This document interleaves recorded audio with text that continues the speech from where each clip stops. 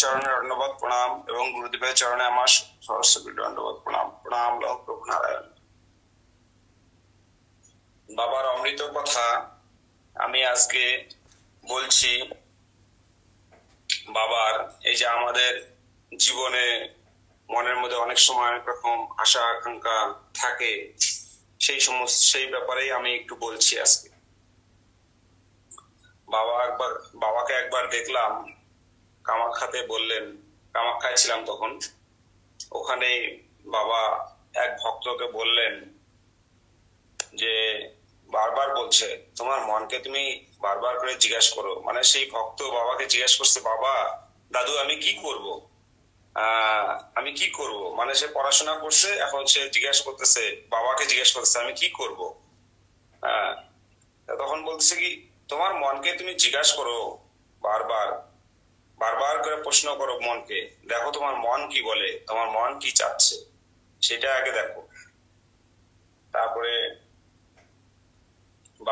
বাবাকে তখন সে অনেকক্ষণ পরে আবার দেখি বাবাকে বলছে দাদু আমার তো টিচার হওয়ার ইচ্ছা।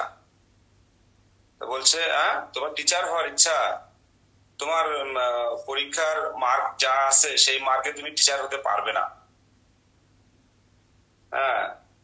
টিচার হওয়ার মার্ক তোমার নেই, এরকম বললেন। তখন তো সেই স্তব্ধ হয়ে গেল, আর কিছু বললো না। আবার বাবা আরেকদিন বললেন যে দেখো আমি এক ভক্তের বাড়িতে গিয়েছিলাম, সেই ভক্ত আমাকে কি করলো, এক থালা মিষ্টান্ন দিল সেবা, আর এক থালায় সিদ্ধ অন্ন দিল। এবার আমি তো, আমার জীব বলছে মিষ্টান্নটা খাও, মিষ্টান্নটা খুব সুস্বাদু জিনিস, তাই মিষ্টান্নটা খাও। কিন্তু সঙ্গে সঙ্গে আমার বুদ্ধি বলছে যে এই মিষ্টান্নটা যদি আমি সেবা করি তাহলে পরে তো এখন আমার শরীরে কোনো সমস্যা, পেটে সমস্যা হলেও হতে পারে। আমার বুদ্ধি যখন এই কথাটা বললো, আর সিদ্ধ অন্নটা খেলে আমার কোনো রকম সমস্যা হবে না, তখন আমি কি করলাম, সিদ্ধ অন্নটাকে সরিয়ে দিয়ে আমি মিষ্টান্নটা গ্রহণ করে নিলাম। মিষ্টান্নটা সরিয়ে দিয়ে সিদ্ধ অন্নটা গ্রহণ করলাম। সিদ্ধ অন্নটা গ্রহণ করলাম, আমার কোনো সমস্যাই হলো না। আমি দিব্যি অনেকক্ষণ সময় আমার পেট ভরা থাকলো এবং আমি আনন্দে থাকলাম, কোনো সমস্যা হলো না। এরকম ভাবে আমাদের বুদ্ধি প্রয়োগ করতে হবে। এবং আরো একজন ভক্তের কথা বলছিলেন বাবা, বলছিলেন দেখো একজন মানে আর্থিক বলশালী একজন মানুষ, প্রচুর তার পয়সা, তার এত পয়সা, তার একটাই মেয়ে ছিলেন। সেই মেয়েটা যখন বিয়ে দেওয়ার মতন বয়স হয়ে গেছে, তখন তাকে কি করলেন, ওই একটা ভালো একটা পাত্রস্থ করলেন, পাত্রস্থ করে তাকে বিয়ে দিলেন। বিয়ে দেওয়ার পরে কিছুদিন পরে দেখে তার সংসারের মধ্যে খুব অশান্তি হচ্ছে, তার অ্যাডজাস্ট হচ্ছে না তার ওই সেই ছেলের সঙ্গে। তখন তার বাবাকে যখন সে কমপ্লেন করলেন, তখন তার বাবা বললো ঠিক আছে, তাহলে তোমার যেহেতু এই ছেলে পছন্দ হচ্ছে না, অ্যাডজাস্ট হচ্ছে না, তাহলে তুমি ওকে ডিভোর্স করে দাও।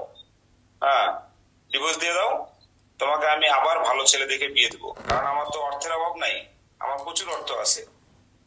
এই কথা বললেন, তখনকার মেয়েটা তাই করলেন, সেই তার বরকে ডিভোর্স করে দিলেন।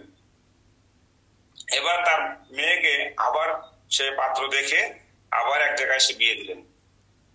বিয়ে দেওয়ার পরে তখনকার সেই সংসারও হলো না। কিছুদিন পরে 6 মাস কি 8 মাস যাওয়ার পরে সেই সংসারেও একই অবস্থা, তার সঙ্গে তার কিছুতে অ্যাডজাস্ট হচ্ছে না।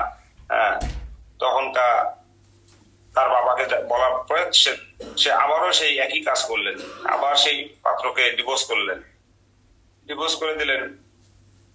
তখন সে বললেন, মারে তুই চিন্তা করিস না, আমার তো অর্থের অভাব নাই, আমি তোকে আবার একটা ভালো ছেলে দেখে তোকে আবার আমি বিয়ে দেবো। সে তখন কি করলেন, আবার আমাদের দেশের থেকে বাইরে বাংলাদেশ, সেখান থেকে একটা ছেলেকে সঙ্গে যোগাযোগ করে সেখানে তাকে বিয়ে দিলেন। বিয়ে দেওয়ার পরে আবার কিছুদিন যাওয়ার পরে তার তো 1 বছরও টিকলো না, সেই আবার একই অবস্থা। ওখানে তার সংসার হলো না।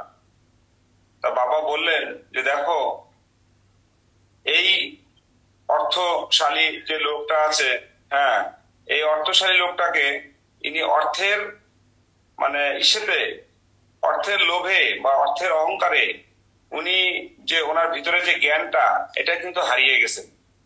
হ্যাঁ, একটা মেয়েকে সে তিনটা ছেলের সঙ্গে বিয়ে দিল, হ্যাঁ, অথচ তথাপিও তার সুখ হলো না, তার এই বুদ্ধিটা তার হলো না। এরকম বাবা বললেন। আবার বাবা বললেন, কামাখ্যাতে আমি কোনো এক সময় এখানে এই কামাখ্যা শ্মশানে বাবা থাকতেন। সারাদিন ওখানে শ্মশানে ঘুরতেন, ওখানে থাকতেন, ওখানে সাধন ভজন করতেন। আর রাত্রে সন্ধ্যা হলে পরেই সে ওই ঘোরাঘুরি সারাদিন করতেন, পায়ের মধ্যে মাটি কাদা লেগে থাকতো। ওই অবস্থায় এসে নিয়ে কামেশ্বর মন্দিরে সে একটা ওখানে শিবলিঙ্গ আছে, নিচ দিয়ে নাকি ওইদিক দিয়ে জল যায়, হ্যাঁ, তার উপরে বাবা কি করতেন, ওই একটা কাঠের লাকড়ি গুলো বিছায় নিয়ে তার উপরে একটা ছালা বিছায় নিয়ে বাবা ওখানে শুয়ে থাকতেন। বলে সারাদিন আমি এইভাবে ঘুরতাম আর সন্ধ্যার সময় এখানে এসে শুয়ে থাকতাম।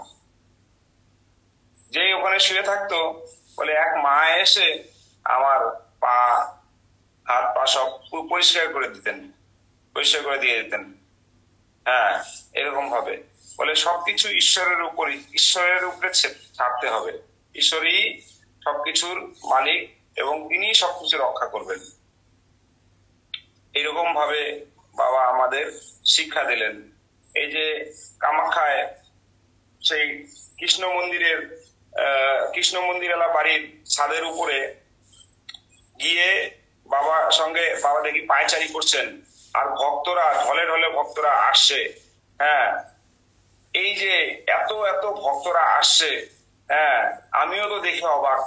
হ্যাঁ, বাবা তো তাকায় আছেন, দেখছেন, তাদেরকে দর্শন করছেন, এত ভক্ত আসছে। এবার বাবাকে আমি জিজ্ঞাসা করলাম, বাবা এই যে এত ভক্ত বাবা এখানে যে আসছেন, আইসে নিয়ে মায়ের মন্দিরও বন্ধ, হ্যাঁ, মায়ের মন্দিরে চারি সাইড দিয়ে পরিক্রমা করছেন, প্রণাম করছেন, কেউ জপ করছেন, বসে করে নিয়ে তারা বের হয়ে চলে যাচ্ছেন, বাবা তারা কি পাচ্ছেন এখানে? হ্যাঁ, বলে হ্যাঁ, এইটাই হলো গিয়ে আসল কথা। হ্যাঁ, এটাই হলো আসল কথা। এই দেখো, এই যে এখানে মায়ের যে আশীর্বাদটা আছে না, এটাই হলো ইম্পর্টেন্ট। এই যে এই পাহাড়টা যে আছে না, এই পাহাড়টাই হলো কামাখ্যা মা। হ্যাঁ, এই পাহাড়ের যে কোনো জায়গায় তুমি এসে বসে যদি তুমি জপ করো, তোমার এই জপের ফল খুব অতি তাড়াতাড়ি পাওয়া যায়, খুব তাড়াতাড়ি ফল পাওয়া যায়, এবং এই জপটা অনন্তকাল তোমার থাকে। হ্যাঁ, এই জন্য এই মায়ের এখানে আসাটা খুব ইম্পর্টেন্ট, মায়ের আশীর্বাদটা পাওয়াটাই ইম্পর্টেন্ট। এখানে আসা মাত্রই মায়ের আশীর্বাদ, এটাই বাবা বললেন। যাই হোক, আমার তো শুনে মনটা খুব ভরে গেল, আনন্দে ভরে গেল যে বাবার কি মানে মহিমা।